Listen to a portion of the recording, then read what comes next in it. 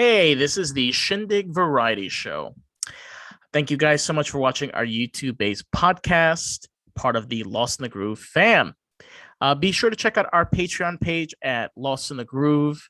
Sorry, patreon.com/Lost in the Groove. So you can be part of our Lost in the Groove family. And also a chance for us to get to know you so we can get to know our community as well as connect. And you guys can let us know what content we could make and what we should continue. So we're going to be covering off where we were speaking last. Mike was bringing up about a theory, that I had this whole thing with going on with Brian. Mike, do you want to elaborate what you were asking me earlier? Because I don't really remember all the details. Remember, there's marijuana, and the marijuana is in my system. So Yes. Brain stops. that is my purpose. That is my function. Well, overall, I mean, we're back to the Gabby Petito case, Brian Laundrie. We're trying to, figure out exactly what the hell's going on. The information that we've gotten up to date is spotty.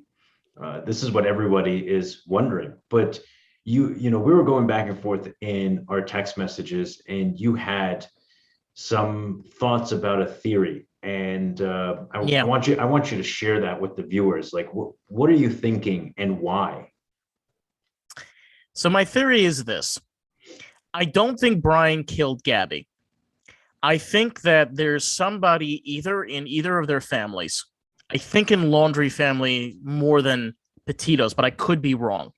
Somebody did not want those two together.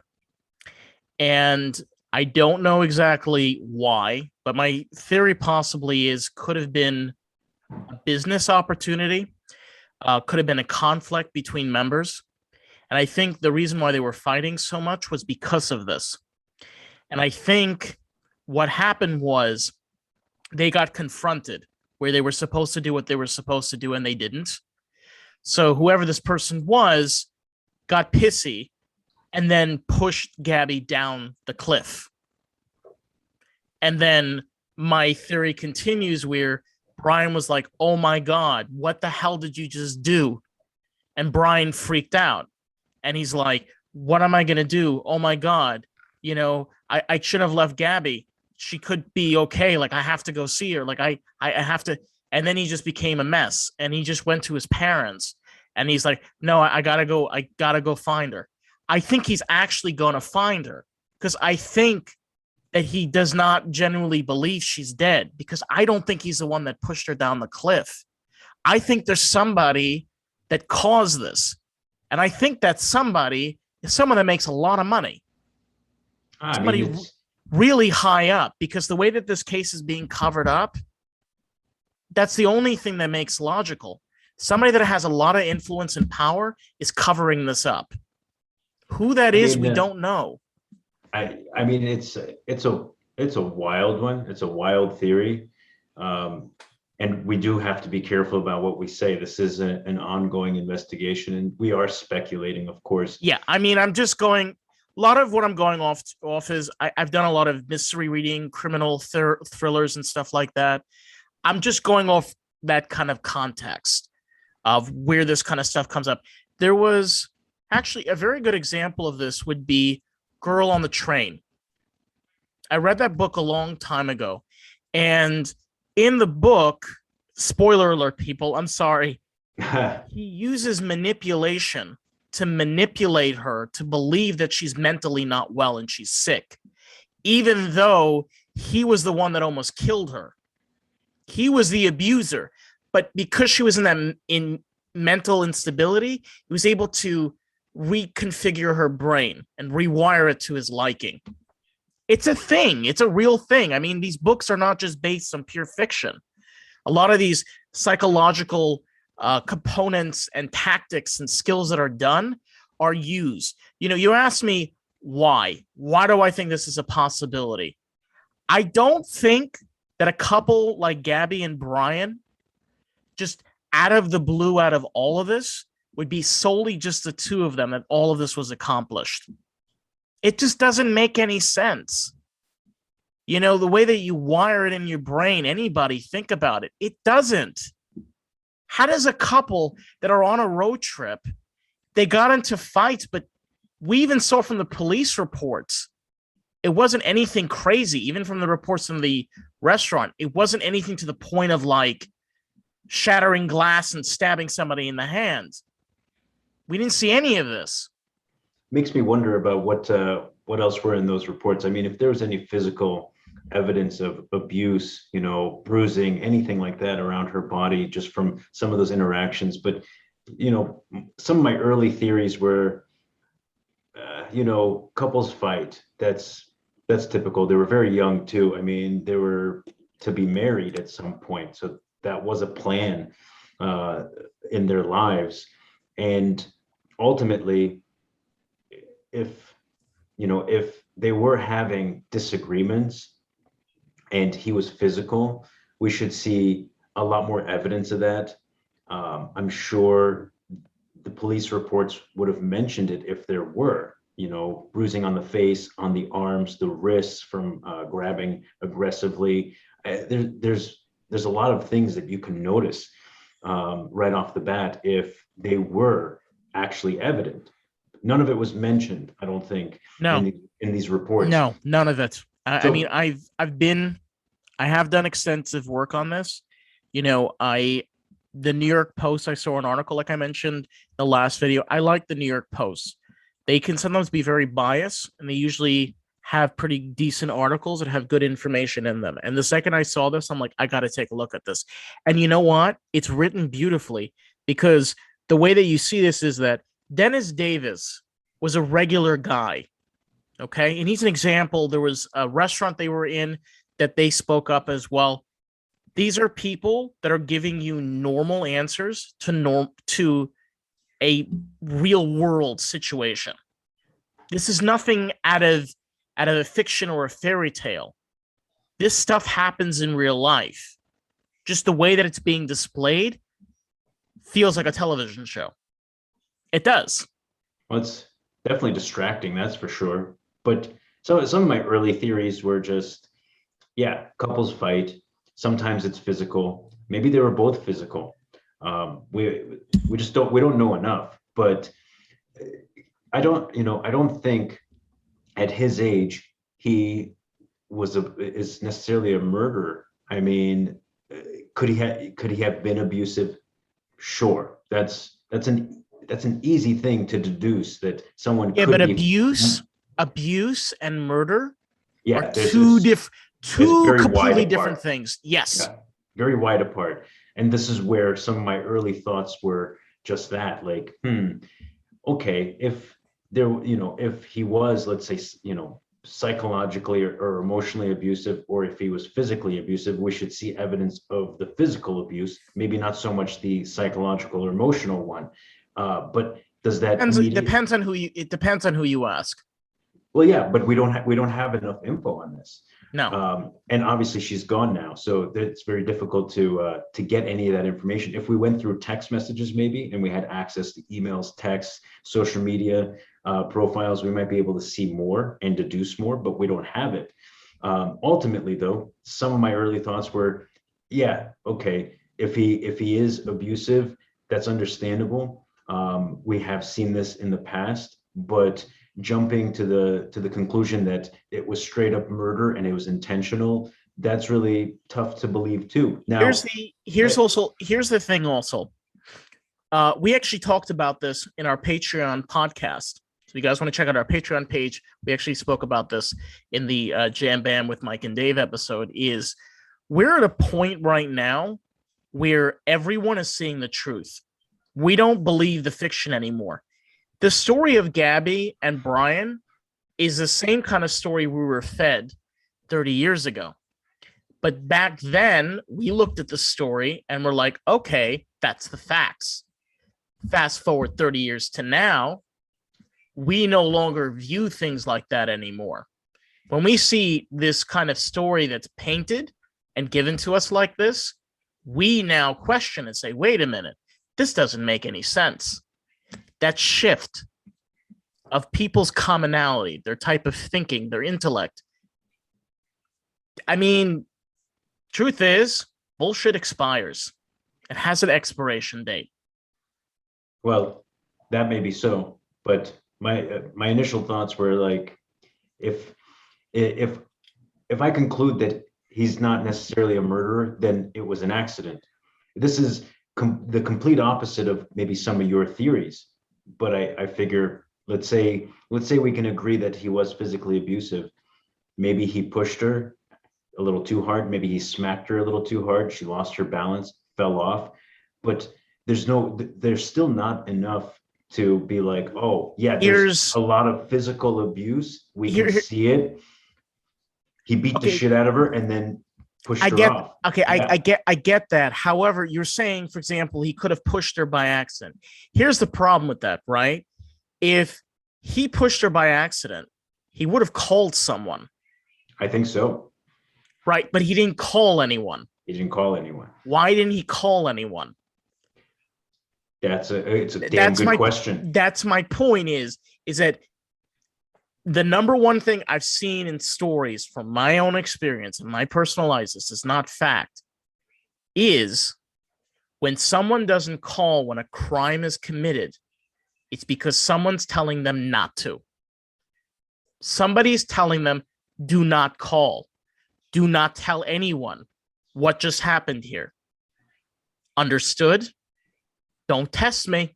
I'll come after you. Right, I promise you that. I'll come after you. You'll be next. See my point? My point? Yeah, I see it. I mean, this is why there's more questions than there are answers, and it's still baffling that there's more answers. There's more answers than there are questions.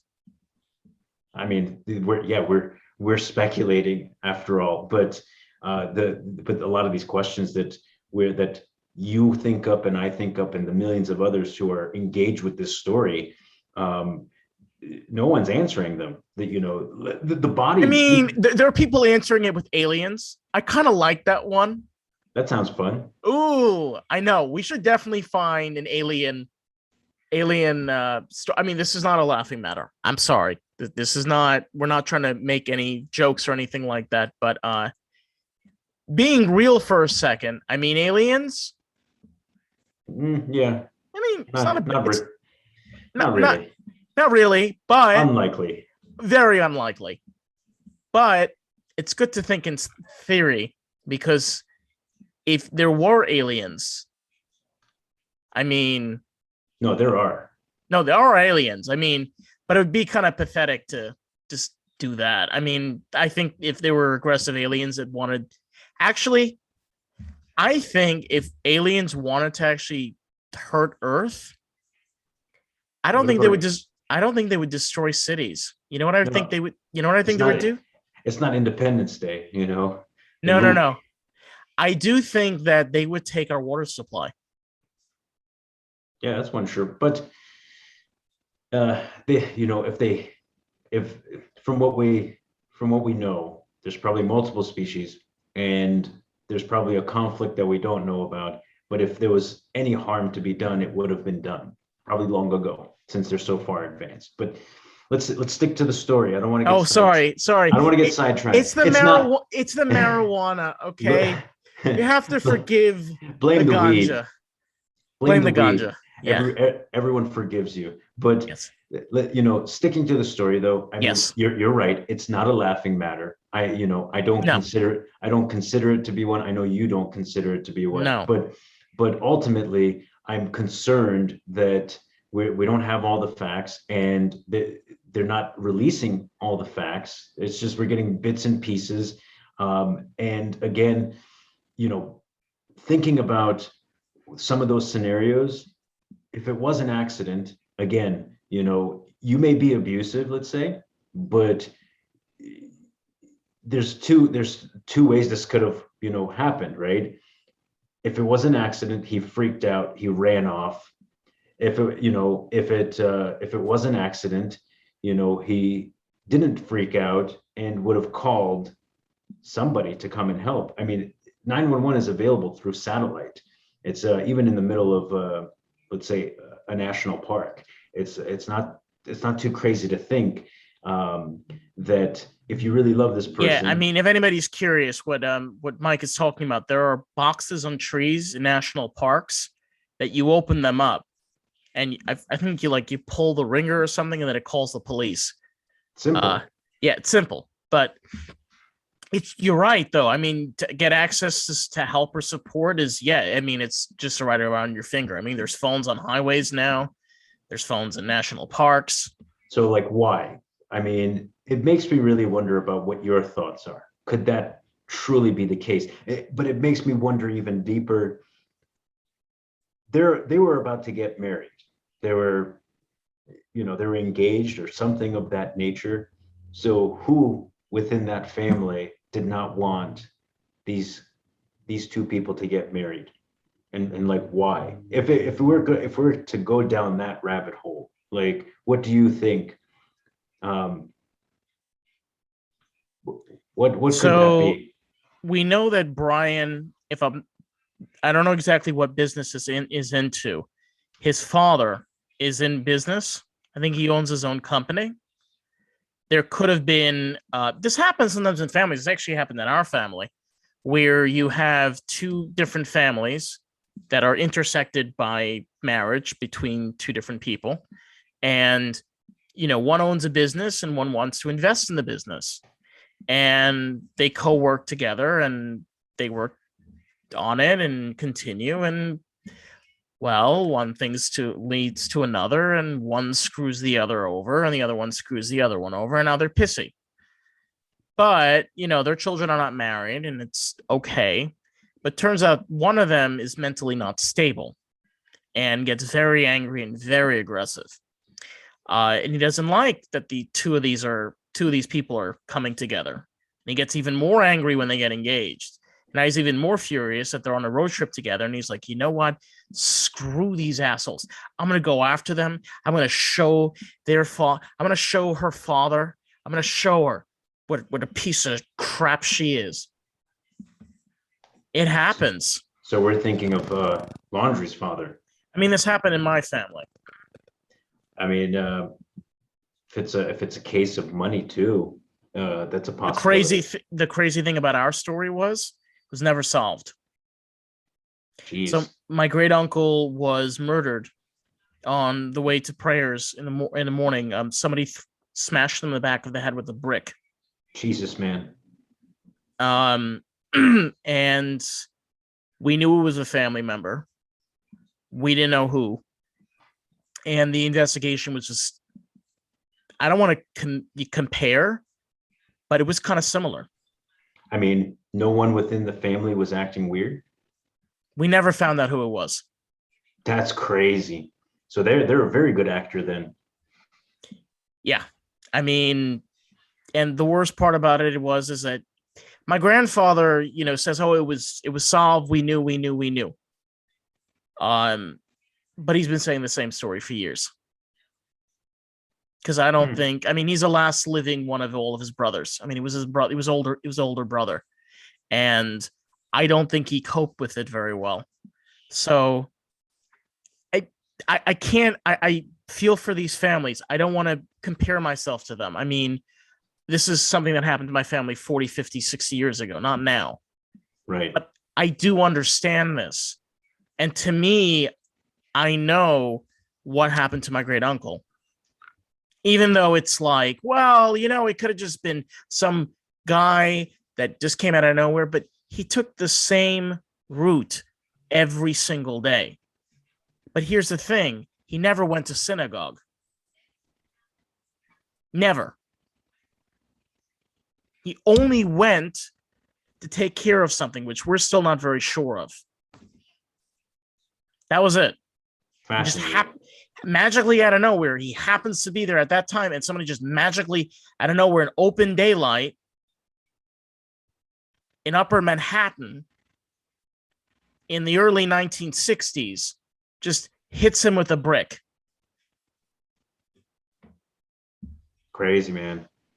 So like you said, these things do happen. They do happen. But in the last episode of the Shin Dig, you were saying it's being covered up. there's somebody with influence and money, possibly. And Yes. you did mention that Brian's father is a business owner. Who would have enough time, resources, and freedom to get away, meet them up? I mean, they would need to know where they are. You know, Social, how easy it is for businesses to get the information they want. You ever heard of HR? Yeah. Human resources. Our business actually experienced human resources. It is very weird. They know things you do not know. Like, she'll tell me, like, oh, I've been monitoring your calls and you've been doing, like, that's normal for her to tell me this, that she's been monitoring the phone calls I've been making. But if you think about that, that's a lot of power. She has a lot of power in her hand. She knows the work I'm doing. She can track everything I'm doing. If businesses like the company I work for, which is a $7 million company, it's not a large one. If they can do that, $15 million company, $25 million company, come on. But that would, of course, they can. Yeah, but that would require them to have access to those phone lines. But they're using personal cell phones, right? I mean, if there were business lines, that's a different story. But they don't. But I'm just giving telephones as an example. There Right. are other ways. Large companies hire security companies, and they primarily hire programmers, data technical engineers. Why? Because they're building an infrastructure of security.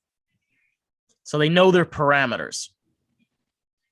In this instance, it makes me think, it makes me wonder about your theory, though.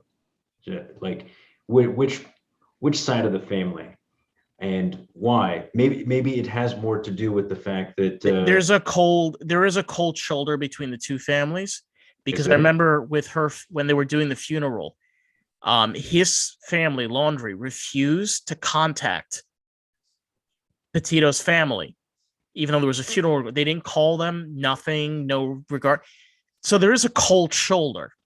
They're not even in the same state, though. So his parents are in Florida. Right. But you think a family that they're now having a kid that's getting engaged, they're all mourning the loss. They would be together. They wouldn't be separate. You know what? We're gonna cover a little bit more about Petito, especially her family, kind of get an idea as to what happened, so we have a good picture. I mean, we're at a point where there's so many details and a lot of things just do not make any sense. But as time goes on, we're going to get more of those details, but we just got to stay patient. We got to figure this out. So see you guys in the next one. Thank you for watching the Shin Dig Variety Show. Take good care.